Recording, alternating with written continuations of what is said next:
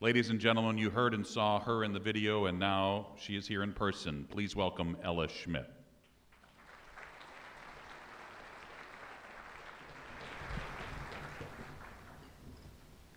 Good evening.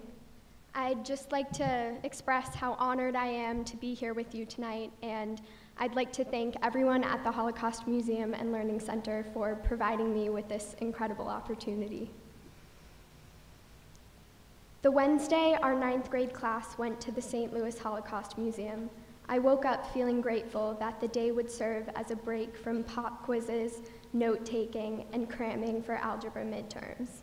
The tired air, as sharp and unforgiving as it had been the day before, looked on bleakly as 115-year-olds arranged ourselves into familiar social factions, filling 3 groaning buses with our absent-minded chatter.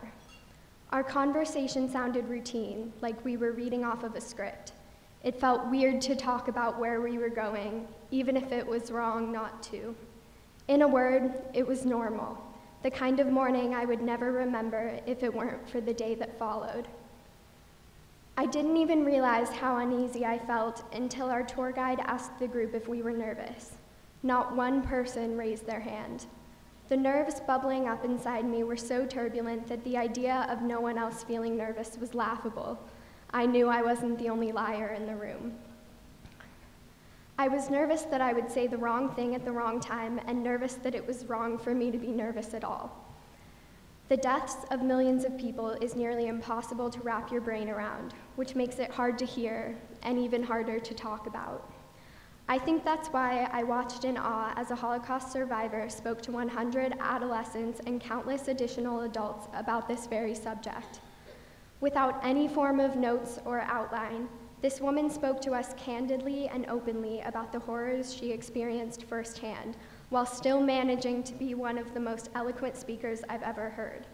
While her personal story provided this era with a direct element of tangibility, it also forced us all to remember that not one survivor or witness of the Holocaust can ever act as a spokesperson for the 11 million voices that the post-Holocaust world will never hear from.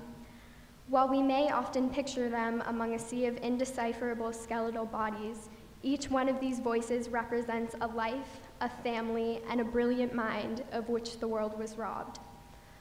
Around every corner of the museum was another concentrated dose of what it was like to be a Jew living in Germany during the Holocaust.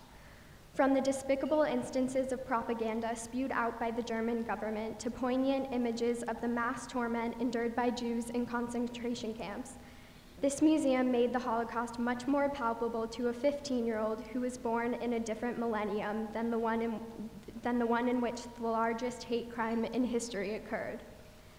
This, I found, was the greatest value of experiencing the Holocaust Museum. It disallowed me to distance myself from this great hate crime and forced me instead to bear witness. As young people, we are all too easily detached from a history that is on our shoulders as much as anyone else's. With anti-Semitic incidents and hate crimes on the rise worldwide, the seemingly harmless mindset of forgetting the past in order to move forward is in fact dangerous and hints at the recurrence of darker times. If anything, educating today's youth about the horrific events of the Holocaust is more important now than ever, as we are the last generation who will ever have the opportunity to speak with a Holocaust survivor. I woke up feeling grateful for a break from a typical school day and came home grateful for the life-altering experience with which my fellow 9th graders and I were provided. The Holocaust Museum and Learning Center will play an imperative role in altering the perspectives of generations to come, and I hope it will continue to expand the public's understanding of the Holocaust. Rather than dissociating ourselves from the past, it is everyone's responsibility to understand the relevance of the Holocaust. Only then can we truly move forward to a world without streets littered with hate crimes. Thank you.